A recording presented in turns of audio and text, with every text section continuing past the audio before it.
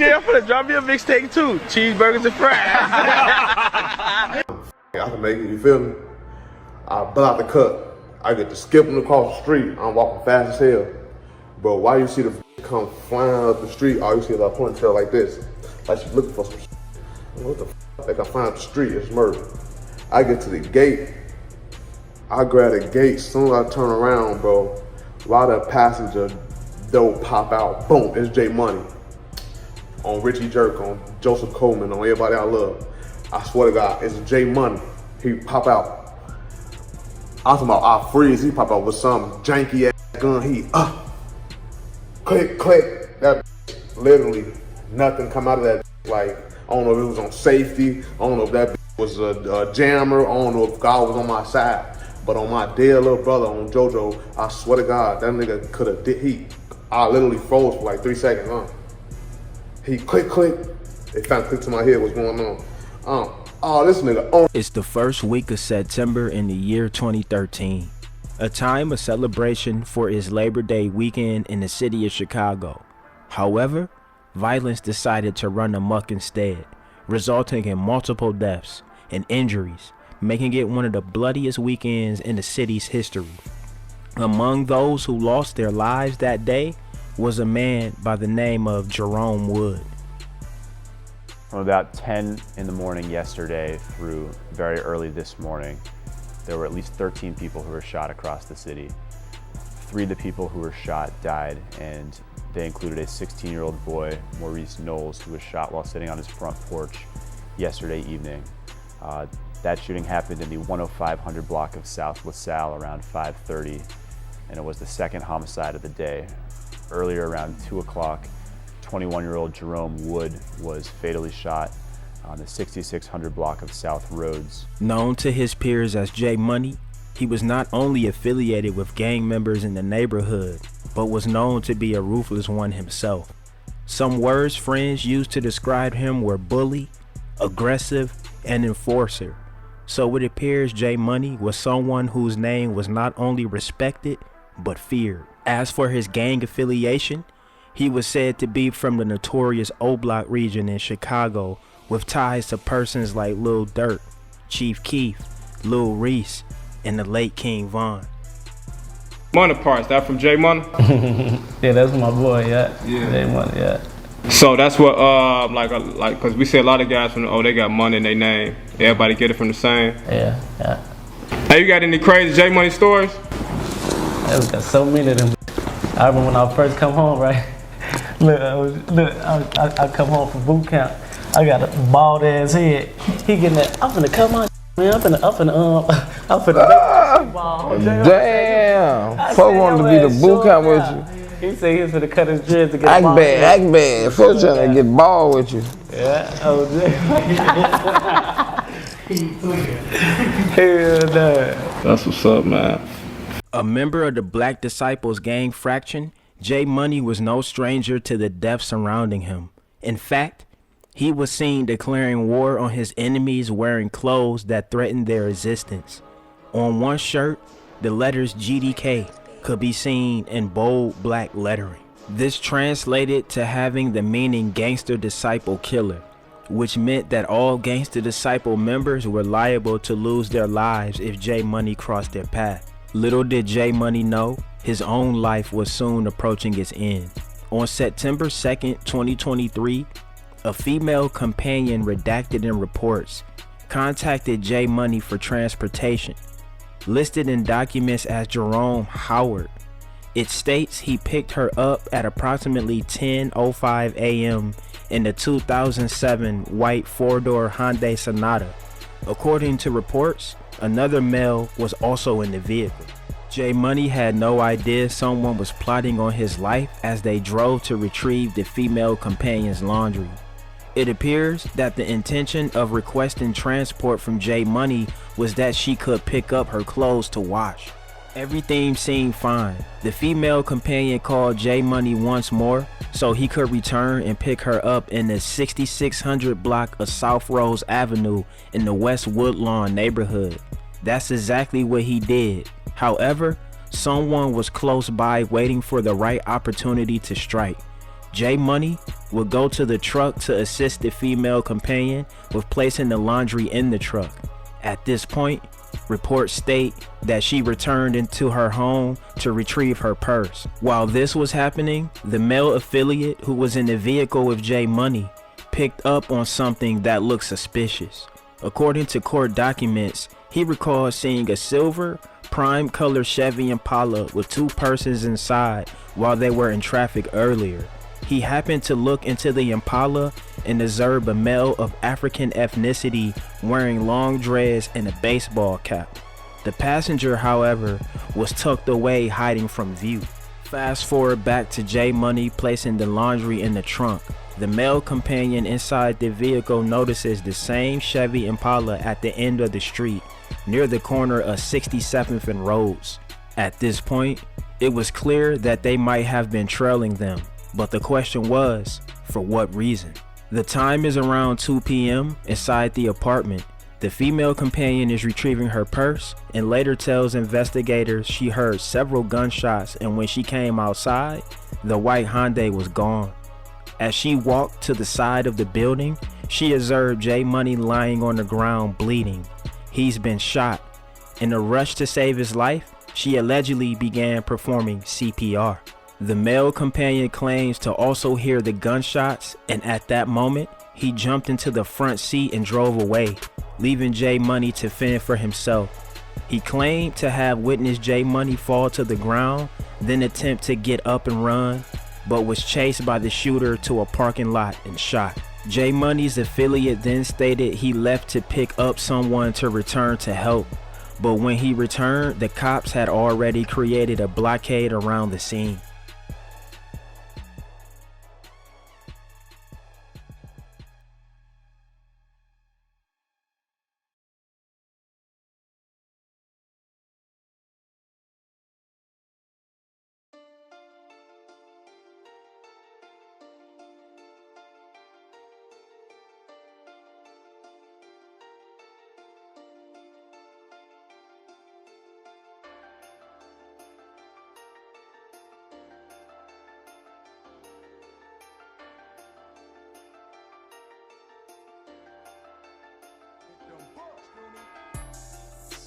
JMoney was pronounced dead at the scene with a gunshot wound to the head.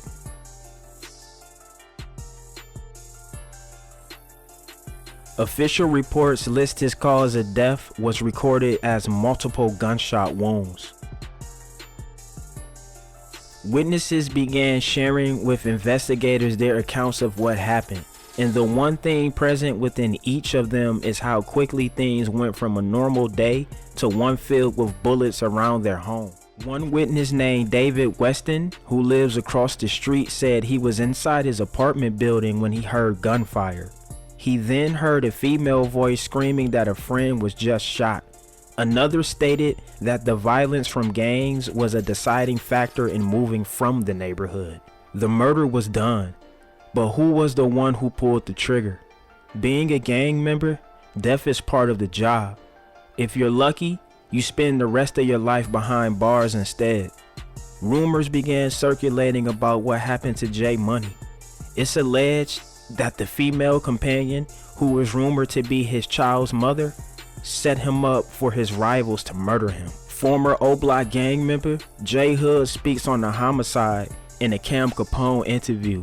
According to him, given that his rivals knew exactly where JMoney was and when he'd be there, it had to be that the female companion was the one who got him in the right location for them to attack. Cause you know JMoney got killed over there. He got killed on the block, over there trying to go to Mona Lisa crib. So like, T-Roy had, like, remember, nigga, the bros was still going up over there a little bit.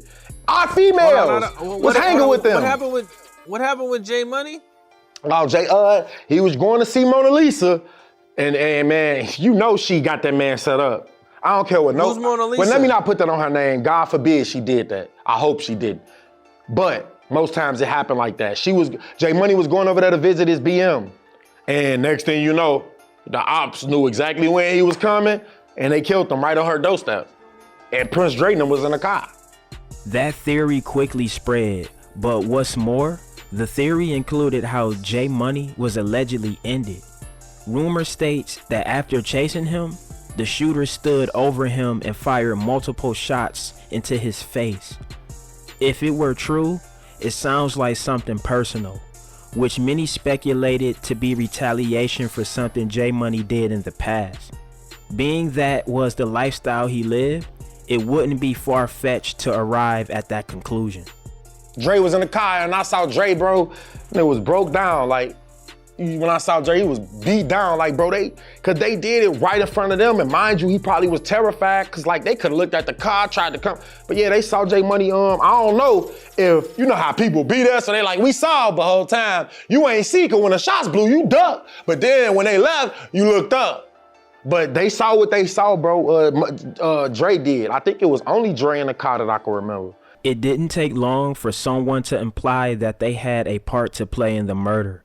Her name was Jakira Barnes, also known as the female assassin K.I., known to be a ruthless killer affiliated with the STL EBT set that are enemies to JMoney's affiliates.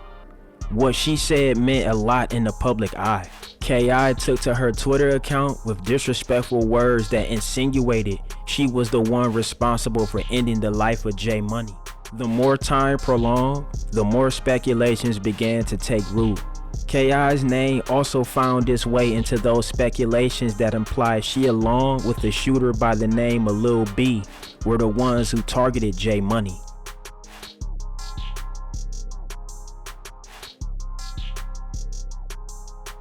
All my niggas on standby with them slapsticks, shorty. This shit don't stop. Despite the allegations and theories on who the assailants were, his murder remains unsolved to this day. For his rivals, however, that didn't matter because to them, it was time to celebrate another illusion of victory. A ritual that makes them feel as if they won, but in reality, everyone playing by the rule of gang culture loses.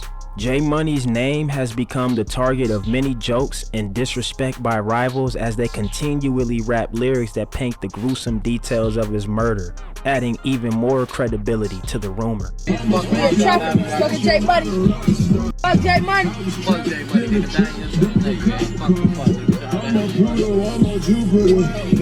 Before I go to brick, smoking no bad BDs. The sad thing about all of this is that the two persons who were speculated to be involved in JMoney's murder also lost their lives.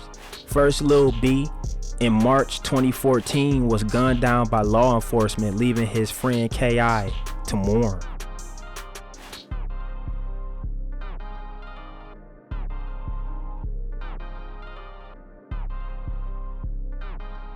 A deadly shootout in the middle of a Chicago street in the middle of the morning. A suspect allegedly pulls a gun on police who fired fatal shots. Good evening, everyone. I'm Jim Williams. My Martinez is off. It happened in the Woodlawn neighborhood. Police say they were chasing a suspected drug dealer. Let's go right to CBS 2's Suzanne Lemonio live from the police department's area central headquarters with more on this developing story. Suzanne? Jim, detectives here and the Independent Police Review Authority are now investigating this shooting. A massive police presence between Eberhard and Rhodes on 63rd. Patrol cars, blue lights flashing after a police-involved shooting. He got shot 7 times on Rhodes, right there by the police. Friends say 19-year-old Rasan Shaw had just left them to get something to eat. He was running through the alley with no gun or nothing, because he just left us, so we know he ain't had no gun. The police shot him unjustified. Too many times in his back. He ain't do nothing, man. Chicago Fraternal Order of Police Lodge 7 spokesperson Pat Camden says Shaw was caught by police in the middle of a drug deal. They went after him. Camden says Shaw pointed a gun at police. The officer defends himself, shoots the offender. We did recover a .40 caliber Glock with an extended clip. Chaos erupts after the shooting. An angry mob gathers. The rumor starts to spread that he didn't have a gun, the police shot him for no reason. Nothing could be further from the truth. If you're carrying a gun and you're stopped by the police, put your hands up in the air, and I guarantee you, you won't get shot. Point a gun at a policeman, and I guarantee you, you will get shot. And that's what happened in this case. Absolutely. Not long after, in April 2014, KI was targeted by her rivals and also eliminated, bringing the cycle of violence full circle as always. It's an ongoing war and we don't know what for. For Chantel Brown, the statistics are more in the neck and in the chest and in the leg. 9 times they say. Barnes was transported to Northwestern where she died, and tragically for this neighborhood, it wasn't the first child lost to gunfire. I wanted to cry because I had 2 children that had been murdered. So I know how that mother feels. Jakira's mother and several other organizations have collectively put together a $10,000 reward for the person who brings forward the information that leads to an arrest and a conviction. This case is ongoing. No one is in custody as of yet. From Woodlawn, I'm Emily Flores, NBC 5 News. JMoney is remembered by his peers, but also by the carnage he himself left behind. According to affiliates like Lil Durk, who reminisced on his friend's passing, he calls the families that JMoney made mourn by taking their loved ones. I guess this saying is true. What goes around comes around. Maybe one day, the loss of lives will be a lesson to the next generation, so lives can be saved and the violence will end. Rest in peace, JMoney. Alright y'all, there y'all have it, man. It's been another one. It's drillers and trappers, trappers and drillers. Get in that comment section. Let's run it up, gang. It's about to be the end of the month. You know what it is, man. Don't go nowhere. Watch that next video. Gang!